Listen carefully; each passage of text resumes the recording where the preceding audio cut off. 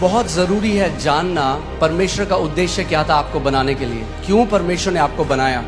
क्योंकि अगर आप इस बात को नहीं जानेंगे, आप वैसा फंक्शन नहीं कर पाएंगे जैसे परमेश्वर चाहता है कि आप फंक्शन करें।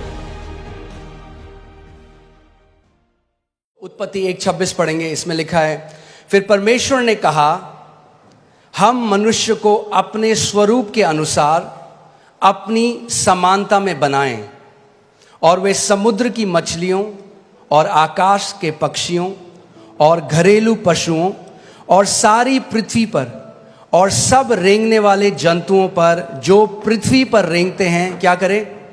जोर से बोलिए, क्या करें? अधिकार करें। आमीन। जब परमेश्वर ने मनुष्य को बनाया सबसे पहले, तो अब परमेश्वर अपनी इंटेंशन को या अपने उद्देश्य को बोल रहा है कि मैं क्यों मनुष्य को बना रहा हूं।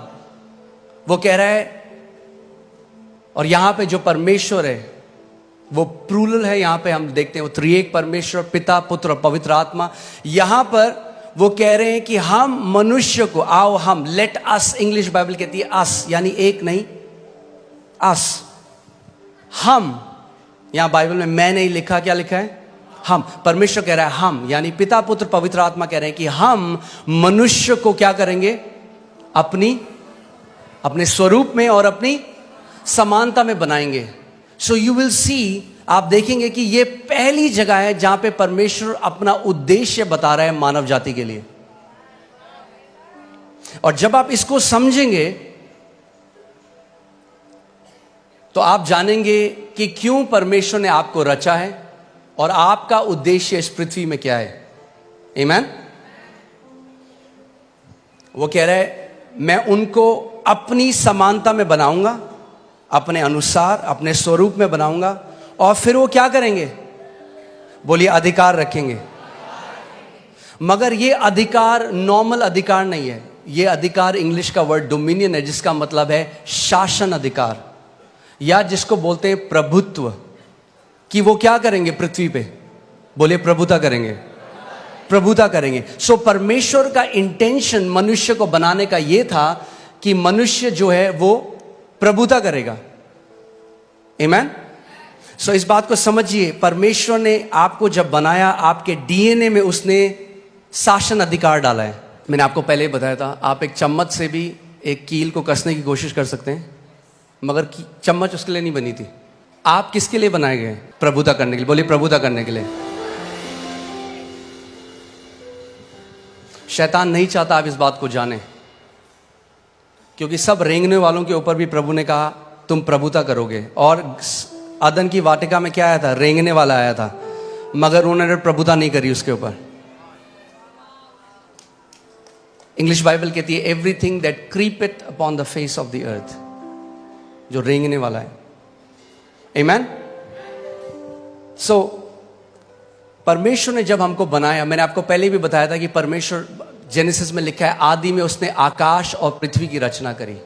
आकाश या हेवेंस जो बाइबल में कहती है, वो बात करता है अनसीन रेल्म की, अनदेखी। परमेश्वर का जो राज्य है आप इन आंखों से नहीं देख सकते, मगर वो इस जो आप आंखों से देख रहे हैं उससे भी ज्यादा वो रियल है। आमीन। उससे ज्यादा वो रियल है। आप आंखों से उसको नहीं देख सकते, बट वो रियल है।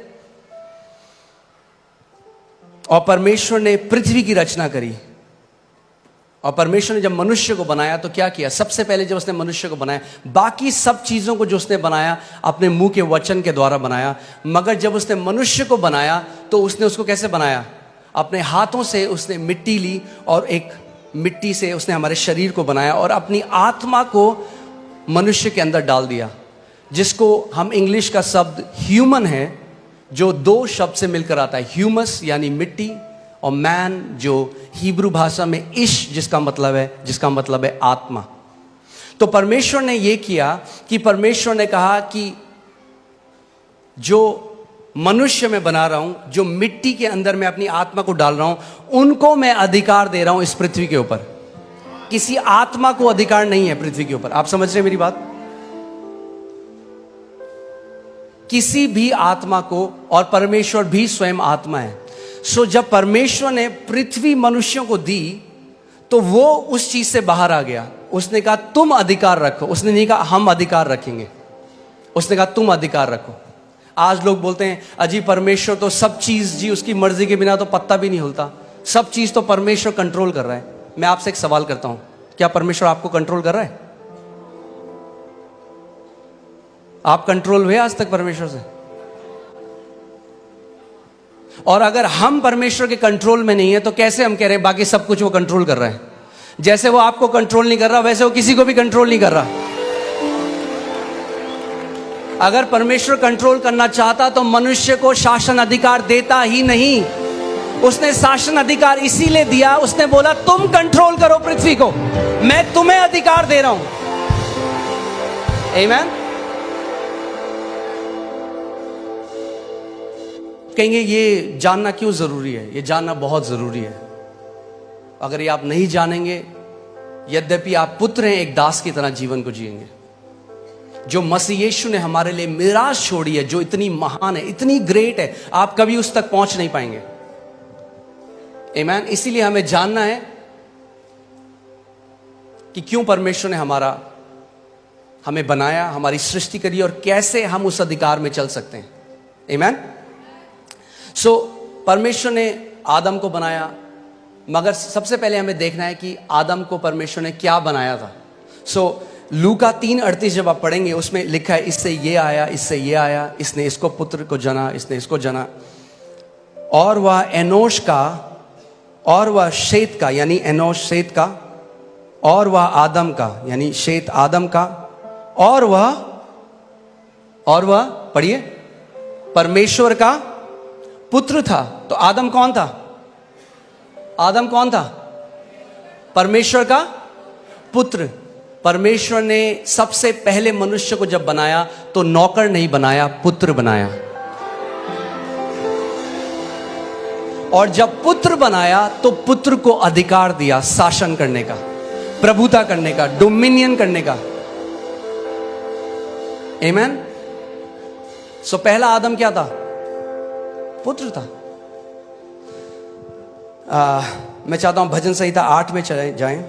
भजन संहिता 8 उसकी मैं 4 अध्याय से पढ़ूंगा, आप इसको ध्यान से सुनिएगा। तो फिर मनुष्य क्या है कि तू उसका स्मरण रखे, और आदमी क्या है कि तू उसकी सुधि ले, क्योंकि तूने उसको परमेश्वर से थोड़ा ही कम बनाया है। किसने बनाया मनुष्य को परमेश्वर से थोड़ा ही कम? परमेश्वर ने। लोग कहते हैं अच्छा तुम क्या समझ रहे हो अपने आप को? परमेश्वर के पुत्र जो उसने हमें बनाया है। अब कोई अगर आपको बोले अच्छा ये उनकी तरह बात कर रहा है, आपके पापा की तरह, कहना हाँ जी वो मेरे पापा हैं।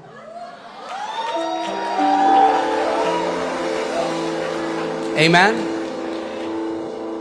मैं इसको दोबारा पढ़ता हूं, ध्यान से सुनिए। तो फिर मनुष्य क्या है कि तू उसका स्मरण रखे, और आदमी क्या है कि तू उसकी सुधि ले, क्योंकि तूने उसको परमेश्वर से थोड़ा ही कम बनाया है। थोड़ा ही कम बनाया है। आमीन। हालेलुया। और महिमा और प्रताप का मुकुट उसके सिर पर रखा है। क्या किया परमेश्वर ने? महिमा और प्रताप का मुकुट मनुष्य के सर पे रखा है। ये था जो परमेश्वर ने हमें बनाया था। मगर देखिए हम कहां से कहां गिर गए। आमीन। कई लोग कहते हैं हम बंदर से आए हैं।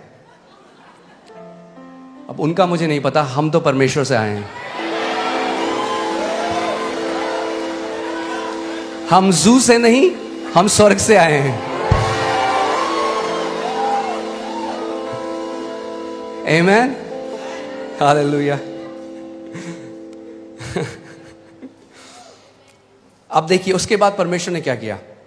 तूने उसे अपने हाथों के कार्यों पर क्या दी है? क्या दी है? बाइबल कह रही है, ये मैंने नहीं लिखा, आपकी बाइबल में भी है कि परमेश्वर ने जब मनुष्य को बनाया तो उसको अपने कामों, अपने हाथों के कामों के ऊपर क्या दी है?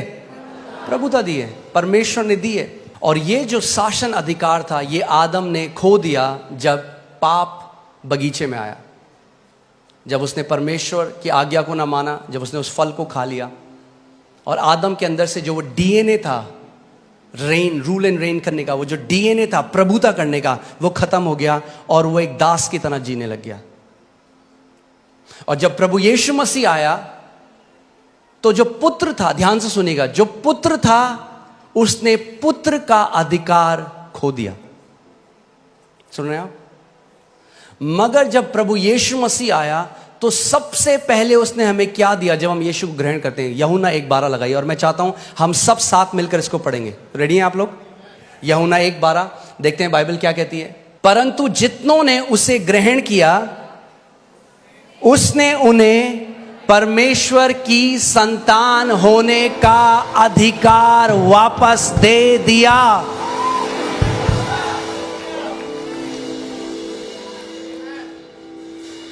क्या दिया उसने आपको? अगर आपने यीशु को ग्रहण किया तो उसने आपको क्या किया? पुत्र का अधिकार दिया, यानी पुत्रों के लिए अधिकार है यीशु मसीह के नाम में।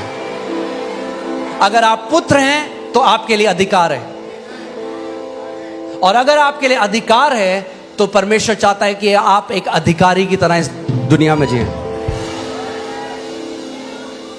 देखो, मैंने तुम्हें सांपों को और बिच्छुओं को रौंदने का, हालेलुया, परमेश्वर ने पूरे चर्च को, अपनी देह को, जो परमेश्वर की संतान है, उनको सांपों और बिच्छुओं को रौंदने का अधिकार दे दिया। मगर अगर आपने उस अधिकार को लिया नहीं तो जिंदगी भर दुष्ट आत्माएं आपको फुटबॉल बना के रखेंगे। तो वेट मत करिए डोमिनियन में बढ़ने का, कि जब तक आपको कोई ऐसी न्यूज़ ना आ जाए कि भाई कोई बहुत भयंकर बीमारी हो गई है। अगर हम जुखाम में प्रभुता नहीं कर पाए, छोटे से सरदर्द में प्रभुता नहीं कर पाए, तो बड़े में भी नहीं कर पाएंगे। छोटे से शुरू करना शुरू करिए। छोटा सा पेट में दर्द होता है, जब भी कोई बीमारी आती है ना, उससे पहले बोलते हैं प्रिलिमिनरी, क्या बोलते हैं, ऐसे कुछ बोलते हैं, सिम्टम या लक्षण आते हैं। पहले आपको पता लग जाता है कि बुखार आने वाला है, आप कहेंगे मुझे थोड़ा हरारत हो रही है। वो हरारत है टाइम अधिकार लेने का। वेट मत करो जब 104 हो जाए बुखार होता, बोलो ओ प्रभु तेरे कोड़े खाने से।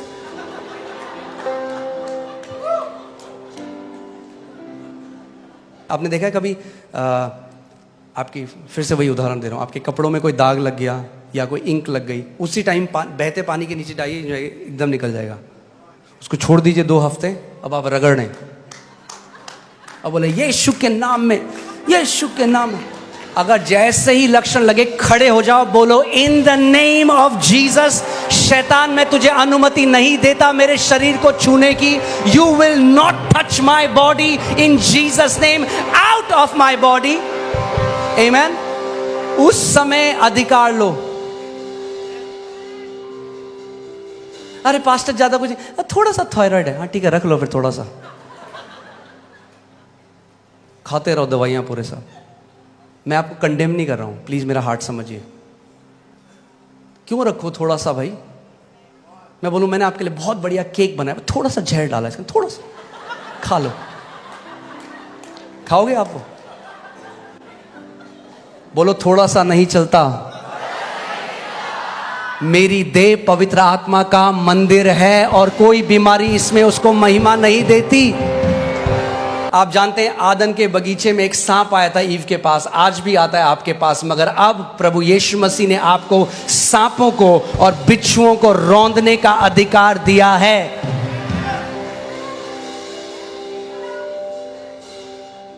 बोलो मेरे पास अधिकार है सांपों और बिच्छुओं को रौंदने का।